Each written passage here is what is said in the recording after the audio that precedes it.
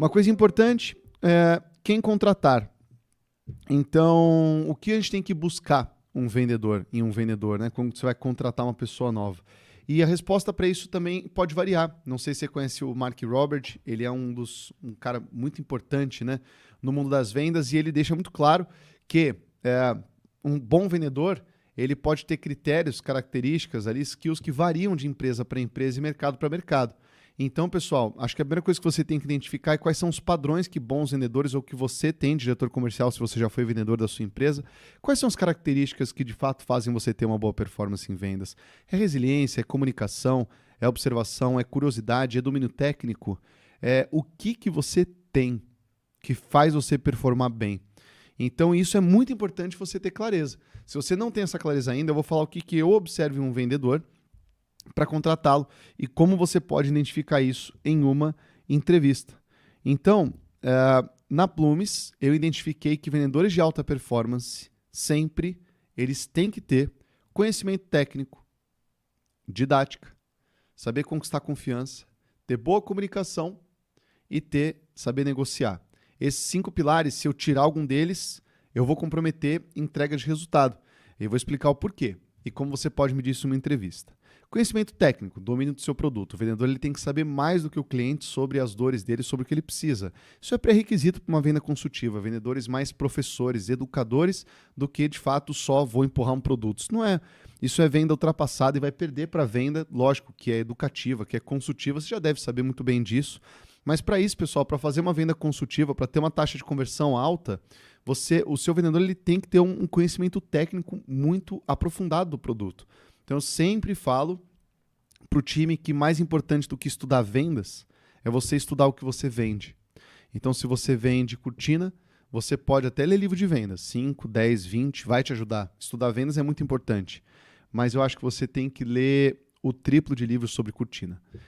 Entender o mercado, entender as dores do seu cliente, você vai ter uma propriedade gigantesca e muito maior, e ter essa propriedade, esse conhecimento técnico detalhado sobre o seu produto é um pré-requisito importantíssimo para você fazer uma venda consultiva. O vendedor ele tem que ser um detentor dessas informações, mesmo quando são mais técnicas. Não precisa ser super técnica, é normal ter um pré-vendas apoiando, uma pessoa que vai apoiar tecnicamente o vendedor numa POC, numa demo. Tudo bem, dependendo da complexidade do produto, não tem como o vendedor saber tudo, né, pessoal? Principalmente em projetos, em vendas ultra complexas. Mas quanto mais o vendedor souber, isso é proporcional. Isso está relacionado à consultividade desse vendedor.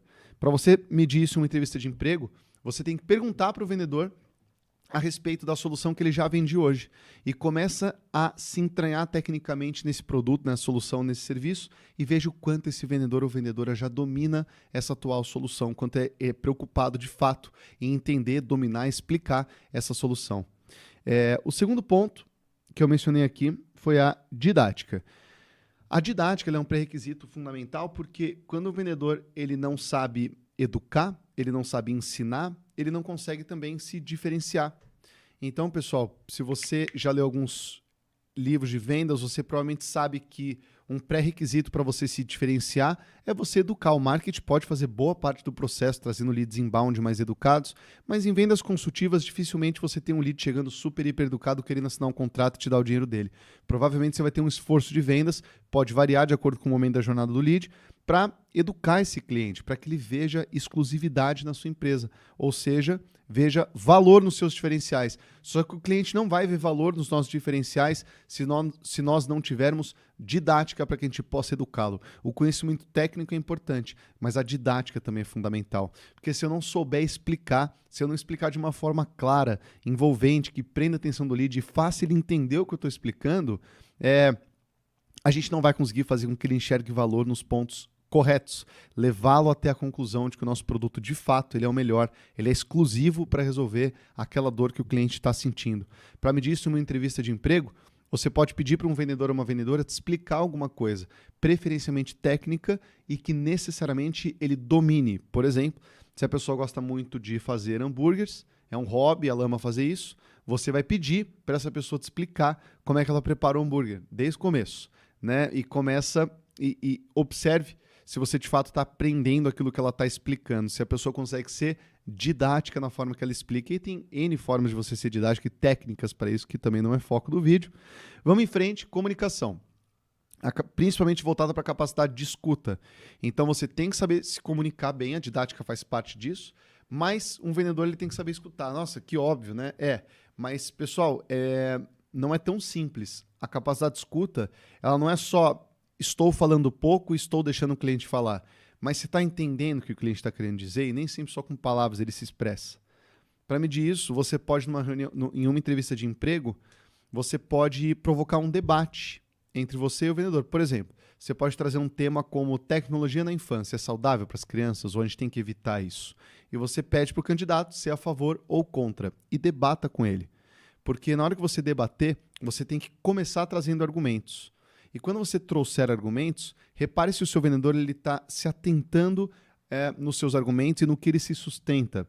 Porque caso ele tenha uma boa escuta, ele vai atacar, ele vai contra-argumentar, né, tentar te educar em outro sentido ali, levando a conclusão dele, né, dele ser a favor ou contra, atacando os pilares do seu argumento. Se ele foca em outros argumentos que ignora aquilo que é a sua crença, que é o que você enxerga, que é o que você argumentou, né, significa que ele não sabe escutar bem.